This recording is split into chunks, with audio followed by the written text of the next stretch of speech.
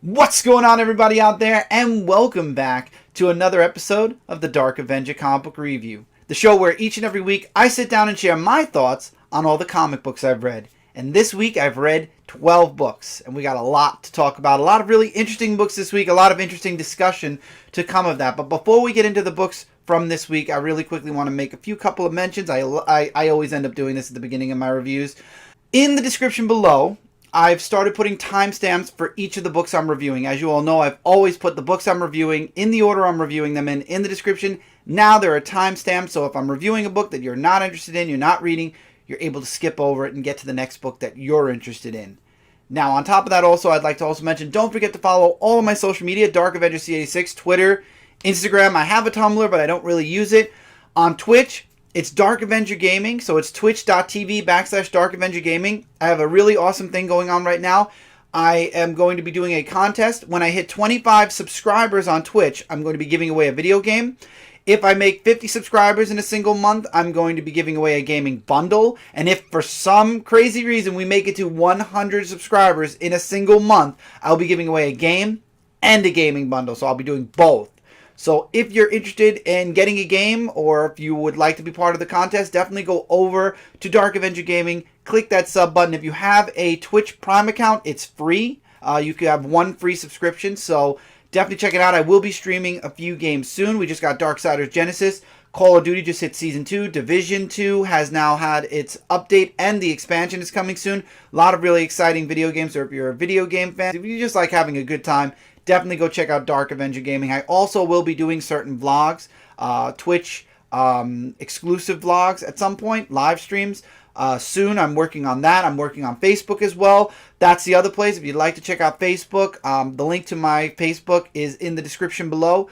Definitely check that out. I am going to be doing more Facebook live streams because I had a blast doing that during my Celestial Falcon campaign. So I'm going to be doing more of those. So there's a lot to look forward to. But let's talk about what we're looking forward to in this episode right here. So, 12 books, and in this episode, they all were released on February 12th, 2020. There were 2 Harley Quinn books this week. We're going to start off with the number 1 coming out of DC Black Label, and that is Harley Quinn and the Birds of Prey, issue number 1. This book did not hold me at all. It really, it was interesting. It was Harley, and again, when it comes to Harley Quinn, you know, I'm reading Harley Quinn and Poison Ivy, and that concludes this week. We're going to be talking about that next, but as far as Harley Quinn's and the Birds of Prey, yeah, no, it was okay. I love the artwork in the book for sure. It didn't hold me. By the end of the book, I was like, okay, I don't know, I might jump in and try issue number 2. So apparently somebody attacked Harley's old apartment and destroyed it, beat up her friend really bad. I keep forgetting his name, but now she's on a vengeance streak. She finds out who did it, and now she's going back to Gotham to get her revenge, or get her friend revenge for what this person did. And of course, Huntress gets into the mix, and so does Cassandra. And then it ends with her bumping into Renee Montoya. These are all the Birds of Prey that are going to be working with Harley. And you also get a guest appearance from Power Girl in here. It was some interesting stuff, but again, I don't know if it's going to hold me for the next issue. We'll see. It is Harley Quinn. I did enjoy Harley Quinn, the main series, for a while, and then it kind of lost me halfway through. We'll see. We'll see how it goes. But to be honest, it didn't grasp me. And at first, I didn't even notice it was a DC Black Label. When the F-bombs started dropping, that's when I went, wait a minute. And I actually noticed on the cover it's DC Black Label. So, interesting. Now, going into the other Harley Quinn book, we have Harley Quinn Poison Ivy, issue number 6. It's the conclusion to the series. So, the Poison Ivy that Harley Quinn's been running around with since issue number 2, I believe it was, turns out is not the actual Poison Ivy. Somehow, Poison Ivy was given a present. She was separated into all these different personalities, and the personality that Harley Quinn escaped with was just a personality, not the original Poison Ivy. And she finds this out, and we find out that Poison Ivy was the one that sent the plant monster after them. It becomes a huge fight. Harley's trying to explain to Poison Ivy, I didn't know, I love you, and you know, I didn't mean it to hurt you or whatever. And the Poison Ivy that was with her, or the Ivy personality or persona, or whatever it was, clone divided piece of Poison Ivy, defends Harley and says that Poison Ivy's just jealous because she got to spend time with Harley.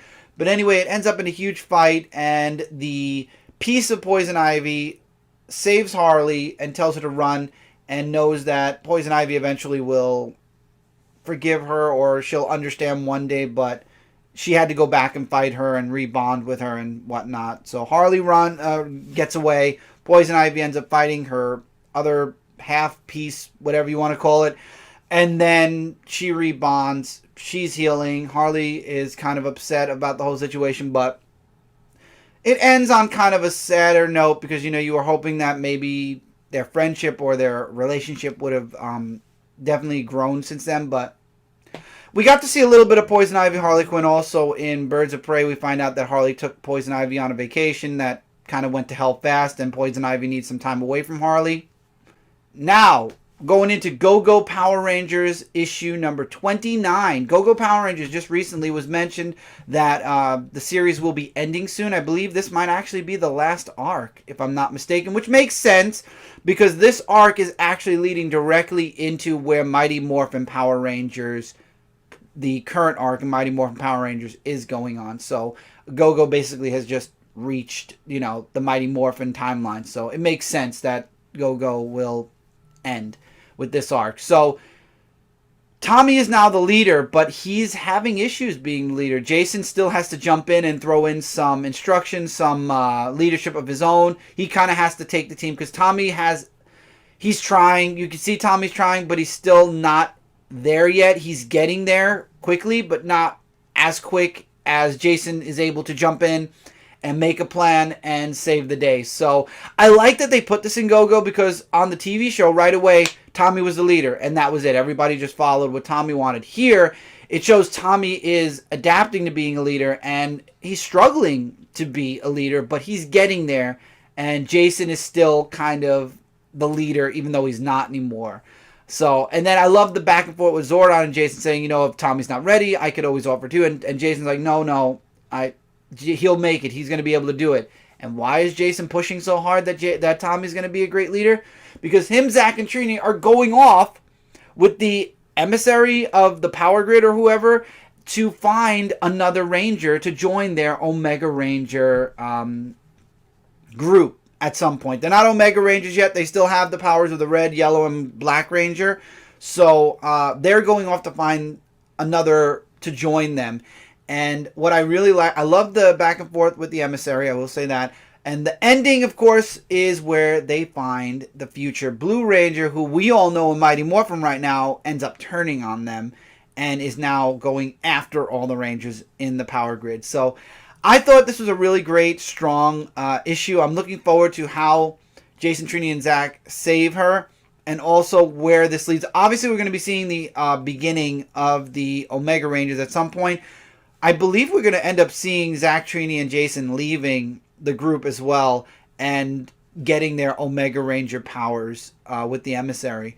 My only question is, after everything goes on in Mighty Morphin, will Jason, Trini, and Zach still be Omega Rangers, or will they go back to just having... Because if you remember, Jason, Trini, and Zach still had the Red, Black, and Yellow Ranger powers when they left Zordon, but will they still have them after they lose, if they lose their Omega powers? I guess we'll have to wait and find out. But Go-Go has been a very interesting series. I've been enjoying it. We are at the 29th issue. I believe it's going for another couple of issues. So hopefully Go-Go will make it at least to issue 40. I know they mentioned what issue they were ending the series on. I just don't remember which number it was. So let's jump into Marvel now. We got a couple of Spider-Man books. We got a couple of them. We got more than a couple. We got like 3 of them. So Marvel Spider-Man Black Cat Strikes issue number 2. Now if you played the Black Cat Strikes DLC, this story is nothing new to you. They did throw some extras in, just like with the main Spider-Man in the Gaming Versus first story, where it was basically the video game, but they added stuff in. The Black Cat Strikes is the Black Cat Strike DLC with extra added on stuff.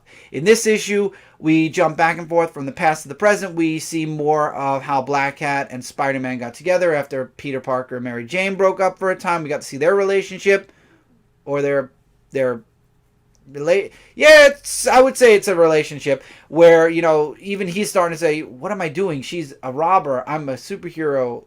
This is crazy. And then you jump back to the present where he's trying to help Black Cat find out about her son because he's not sure if her son is his.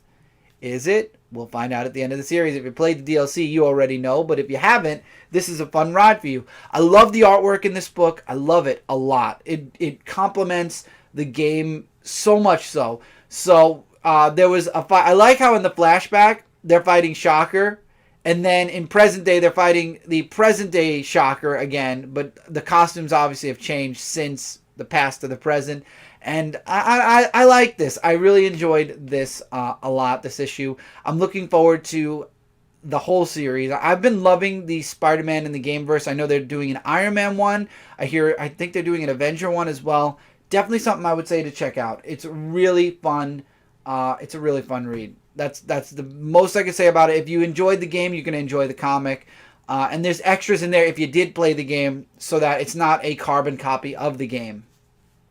Amazing Spider-Man issue number 39. However, we have Pete button heads with J. Jonah Jameson. J. Jonah Jameson invites him into an interview. And there's some other stuff going on with a villain that's about to pop off in this issue.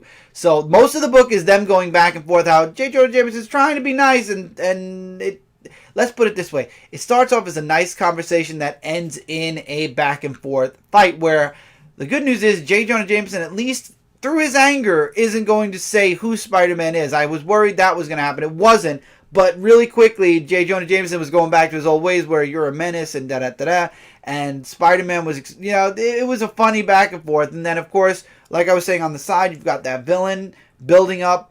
And he attacks the interview as the interview is going on. And that's where the book leaves off. And I love whenever you get a J. Jonah Jameson versus Spider-Man, it's hilarious. I loved it. I really enjoyed the back and forth in this issue. It was hilarious. I'm looking forward to where this goes now because obviously Spider-Man saved J. Jonah Jameson, and I'm sure JJJ knows that because he knows who Spider-Man is and he knows what his intentions are. He wasn't going to fight him. They thought he was going to fight. They were going to fight on the radio, and they didn't.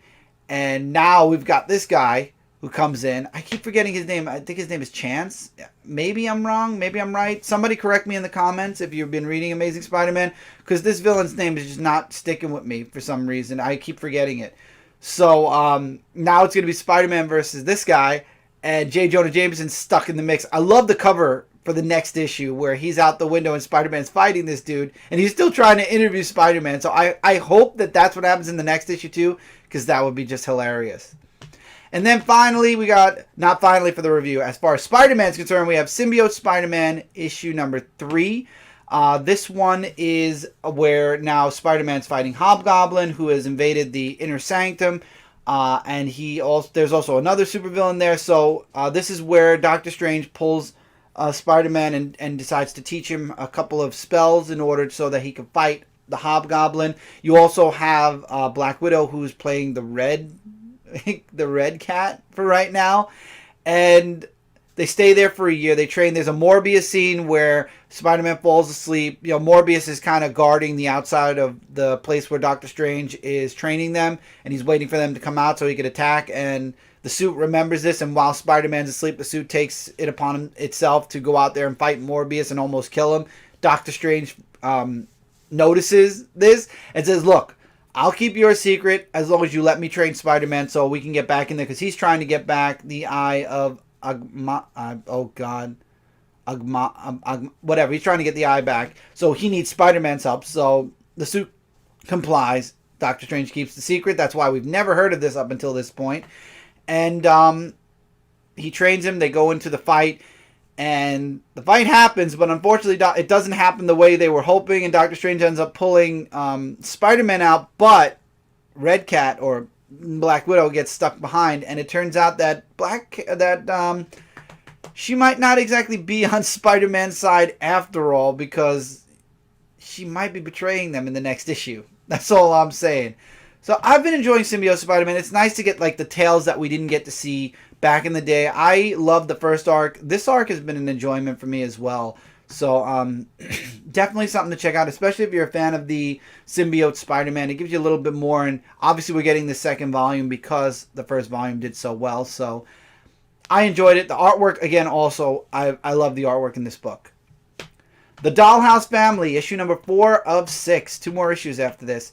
So in the last issue, the mom and her daughter ended up in an accident. Daughter lost her arm. Mom lost her leg. It's the house's fault, she feels, because the house is what caused this bad luck or this problem to happen, because the house basically wants her to come back and stay permanently. So she said no. So now it created a situation where it's like, okay, we'll give your daughter her arm back, but you have to, stay. You have to leave with the house forever. You're a prisoner to the house forever. And she doesn't agree to that. There's a whole bunch of stuff in the middle of her coping and realizing and figuring out that it was the house that actually caused this accident, that caused her to lose her leg and her daughter her arm. And there is a little bit of a tension between the mother and daughter, because the daughter wants to play with the house and the mother knows that the house is evil, and she's like, no. And it causes a little bit of friction between the two of them, a bit. And so the house, she goes into the house, and it turns out that the girl that was bullying her, that died in that house, that the house sucked in and killed, is now part of the guardian to the house, or her spirit is part of the guardian in the house. And she wants to talk to the house and basically make the house go away. She can't. She gets thrown out of the house. And the final demand was either come with us, your daughter gets her arm back, or that's it. That's the last offer we're making. And she says no, walks away, and the house is like, fine. Turns out, though, there's a twist of fate here. She said no, so the house basically, spoiler here, but most of my reviews are spoilers, the house ends up taking the daughter instead, and the wife gets her leg back.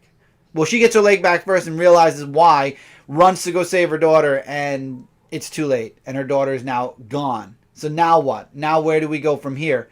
I'm interested in seeing where this whole series goes. 2 issues to go. I'm interested in seeing how, if she's able to find the house again and save her daughter. She knows the way to get into the house, so I'm wondering if maybe she'll find the house in the next issue, and then in the last issue she'll somehow fight her way through the house and bring her daughter back. I don't know.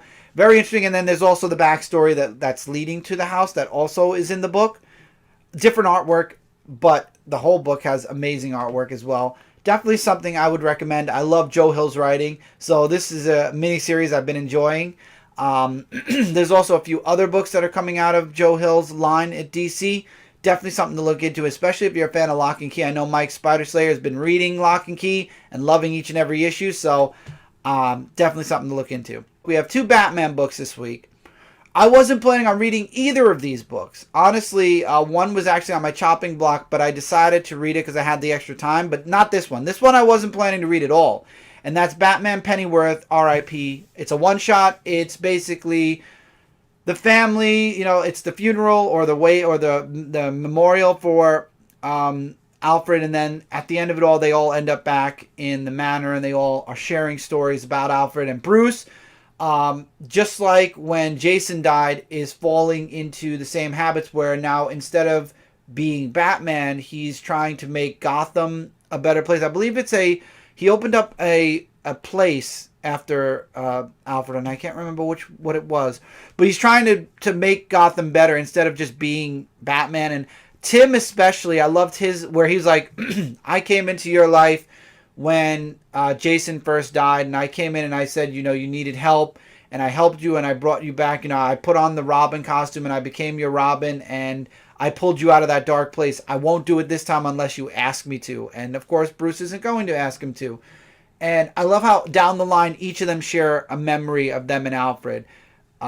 Damien's memory, I think, hits home the most because he still feels responsible for what happened to Alfred, because he's the one that kind of was responsible. It was in that moment where he refused to listen to the grandfather, Thomas Wayne, the Flashpoint Batman, where he decided to make Alfred a lesson to Damien. So Damien feels very responsible for Alfred's death. So after he shares his memory, he walks away. Jason shares a memory.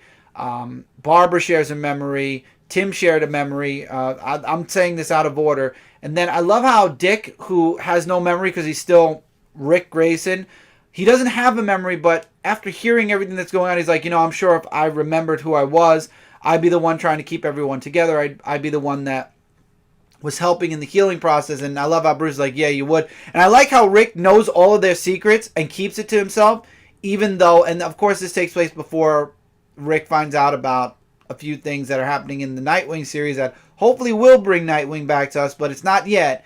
And he actually is sharing his thoughts on what's been going on, and you get a flashback of him with Alfred, and then it goes back to Bruce where Rick's like, he puts a picture up on a wall and says, you got to heal. It's apparent that you're needed. He walks away, and then I love how Bruce never made a toast, and he mentioned it to him actually, and he says, I don't drink, and he's like, it's ginger ale, you can make a toast, and he doesn't.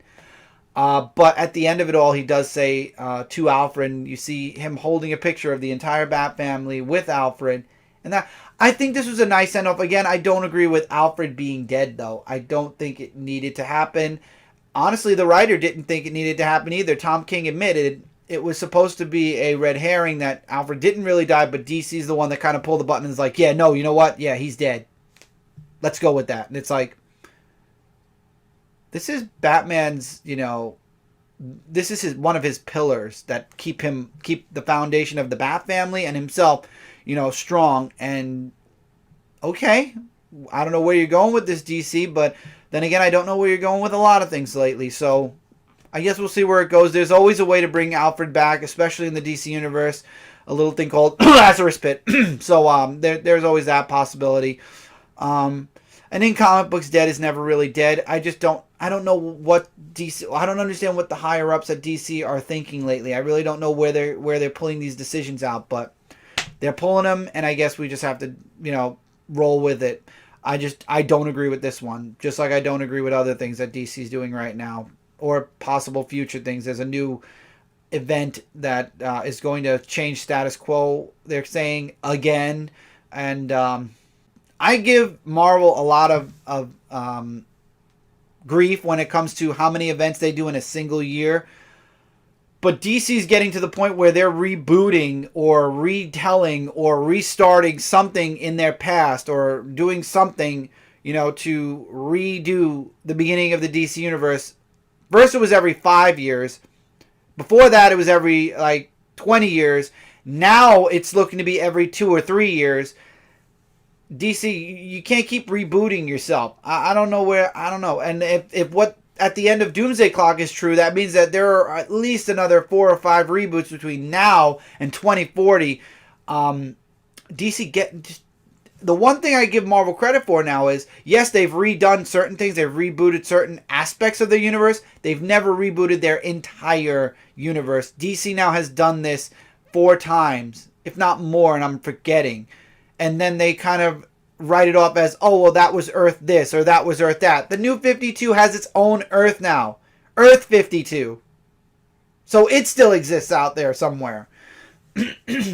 We don't need any more reboots, DC. Just fix your books the way they are now and move forward. Stop trying to retell or reboot the past. Stick with the present. My opinion. You're welcome to agree or disagree. Let me know in the comments below. But personally, at this point, especially with Brian Michael Bendis being a part of this new event that's going to change the status quo, not the status quo, but change the origin and reboot the beginning of the DC Heroverse. Yeah, I don't feel comfortable with Brian Michael Bendis being a part of this event. But again, let me know in the comments below what you think. Let's move on to the Batman's Grave issue number 5. I wasn't going to read this book. I really wasn't, but I decided to read it because I had the extra time. So Batman is in Arkham, chasing after what he's been chasing after in the past couple of issues. And I love how Arkham got invaded, and now he has to get Commissioner Gordon out of Arkham. And it's a quick read. It honestly felt to me like it was a quick read, because the people who are going after him, it's one big fight throughout the whole book and getting through Arkham in one book. And it ends with, him saying, "Don't worry, Jim, I'm going to get you out of here." And that's where it's left off. So Arkham's been invaded, and now Batman has to get Commissioner Gordon out and put some order to Arkham. It's going to be very interesting where this goes. I don't know if I'll read the next issue. To be determined. I believe the Batman's Grave is a 12-issue maxi. So we'll see. If I have a light week again, maybe I will. Breaking away from Batman and the grouping up of books, Venom issue number 23. Brock is on the island fighting the symbiote to try to free his other, which is the Venom symbiote, away from the Cull and Carnage symbiote, which is bonded with his other. And in the last issue, he chopped his hand off. I hope that this isn't going to be a permanent. I really do. That's all I'm going to say. So he chops his hand off and he runs away. You have his son who admits... Now, this goes back to the one-shot we got where he shows the symbiote that's with him, the friendly symbiote that is the offspring of Venom. That he has some of the Carnage symbiote and he makes it suffer, and he has the ability to connect with Null and find out about Null, and then that symbiote shows him Eddie on the island fighting the symbiote, and he's like, oh, something's happening with my dad.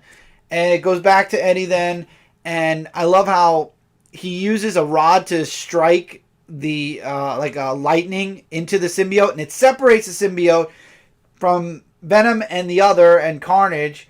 And then it's him, and he's trying to reach out for Venom.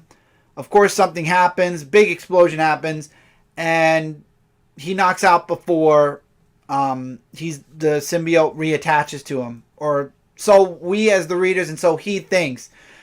Captain America ends up swooping in, saving the day, because in the last issue the plane crashed and there was a distress signal sent, and they decided to just nuke the island. So what we're led to believe, and Eddie are led to believe, is the Venom symbiote along with the Carnage/Null controlled symbiote are gone. So now there's no symbiote at all. And I feel bad for Eddie because he's handless, and I think he thought he was going to get his hand back if he got the Venom symbiote. I don't know. We'll have to wait and see. But love the artwork in this book. Love the direction of this book. I'm really enjoying Venom a lot. This is the first time I've been enjoying a Venom ongoing for so long. I did enjoy the one with Flash for a bit. And then it kind of went off into space and it went into all weird places. So I'm hoping that this series stays. Obviously, it's leading into Null. Obviously, we're going to get another event that's probably going to be a world event by the end of this year, possibly. So I'm looking forward to the build-up to that. Now, we're going to conclude this with 2 X-Men books. We have, and both of them actually spotlight, if you looked at if you saw the thumbnail, one spotlights Mystique and one spotlights Domino. We're going to start with Mystique, and we're going to start with X-Men issue number 6. So what is Mystique doing? What is Mystique, what's her role on Krakoa, and why is she doing it? Her role on Krakoa is they send her off on a bunch of missions, promising her that they will bring her wife back. Because as you all know, on Krakoa, if a mutant dies, they can be reborn through Krakoa. So Mystique goes off on several missions to there's a base.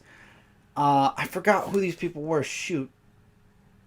But she does the mission, and she gets caught, and she ends up dying. But she's able to set up a Krakoa portal before she gets caught. They don't see her do that, and she ends up being shipped off into space, dying, and then being resurrected on Krakoa. It's going to be very interesting if that Mystique somehow finds it, but I doubt it. But it'd be interesting if all these people who are being reborn through Krakoa the original bodies end up somehow coming back to life, and you're going to have the Krakoa X-Men versus the original. That'll be interesting.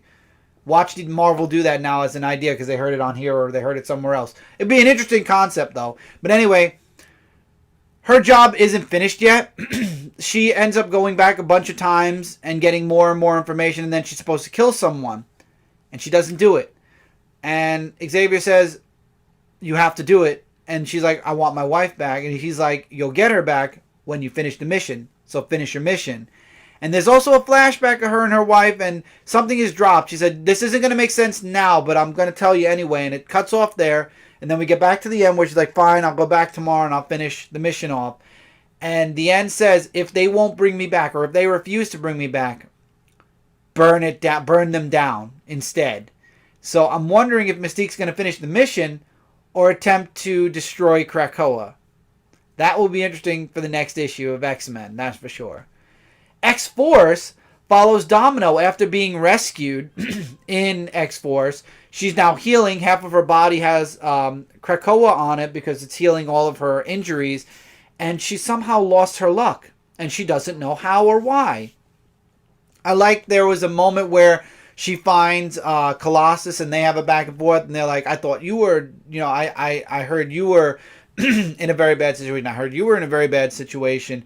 And is something going on with the two of them? I don't know. But they talk a little bit about how they're weary about this whole Krakoa thing. Again, leading into why I'm saying a lot of the mutants are starting to lean towards, is this the right thing to do?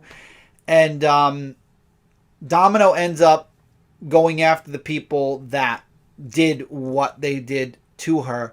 I think they were making this weird, like, mutant soldier army, whatever. And she goes off on a mission chasing after us. And she's actually somewhere where somebody's about to get assassinated. She saves them, chases after the person who tried to kill her, who has some weirdly strong luck against Domino. And then at the end of the issue, we find out that it is a possible clone of Domino with alternate skin, basically. Instead of having the black patch and the white skin, she has a black skin with a white patch.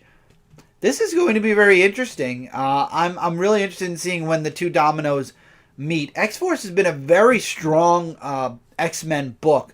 X-Men has been very strong as well. I liked both stories, both X-Men and X-Force. I think Marvel is doing a good job with X-Men, and I love how they're building up to something. Obviously, there's this event coming with the X-Men, and I'm interested in seeing where it's going. And then you got Wolverine coming out. I believe Wolverine's coming out either this Wednesday or next Wednesday. I think it's this Wednesday. And I'm looking forward to seeing where Wolverine is standing in all this, and if he's even standing. Because, I mean, most of the Wolverine series is when he goes off on his own. It'll be interesting to see if for this series he actually isn't off on his own, that he's sticking on Krakoa and his point of view of everything that's going on. But I've been enjoying X-Men. I've been enjoying X-Force. I'm looking forward to what happens next in both books. Will Mystique try to burn down Krakoa? Will Domino end up facing her clone and getting her luck back? I know the clone has the luck. That's all I'm saying.